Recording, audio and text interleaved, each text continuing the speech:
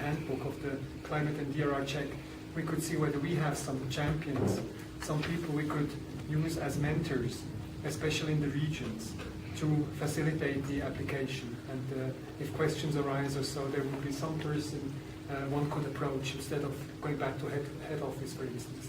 And others could also be mentors for topics or specific themes. I'm looking at you when it comes to the UNFCCC activities or processes, etc. So eventually we could think about a mentoring system of our network so that we have people and we know to whom we can address when we have a question or an issue or a suggestion.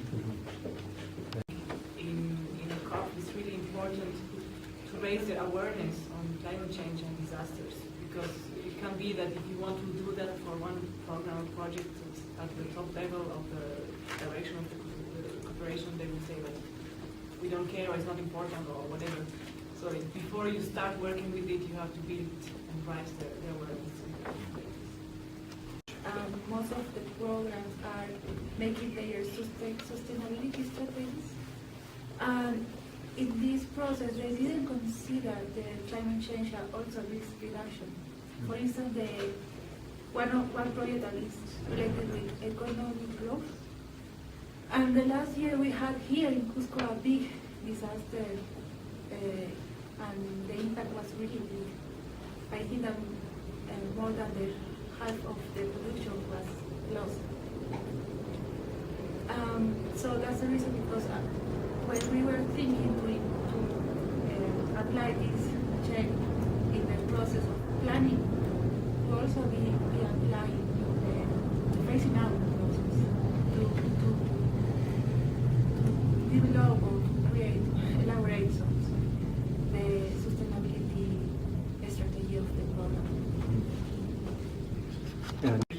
Instead of having to start with the COOF and convincing eventually or perhaps the leader, it could be that we have two other entry points. One could be that when a new country strategy is designed, one sentence is put in and we make sure that this happens about the importance and eventually the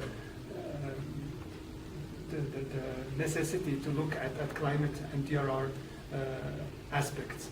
And the other entry point, if the strategy is already done, then what was the suggestion to include it in the risk matrix?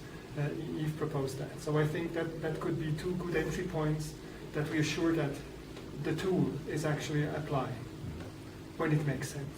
And what do you do in the first case? The first case, when we know that the new country strategy is being designed for a country where both climate and hazards are probably an important topic, then we just make sure that there is a sentence or a paragraph mentioning or making clear that this needs to be assessed and checked. Then, because then we don't need to go and convince, it will already be something which is in the strategy, or if not in the strategy, then in the form of the risk assessment for the credit proposals. These are two entry points. Q&A department, it is in the standard template. There are a set of questions pointing to disaster climate change, and it leads you to the application to the tool. So, yes, Not yet. Mainstreamed into our development projects, because this is a process which started, Miriam, I don't know, in Central America some 5 years ago, 6 years ago, with first steps, selected programs, selected sectors, where we integrated the approach and then learn from it for other sectors. And I think nowadays it's almost the whole program, isn't it? Governance, it's now on as a target.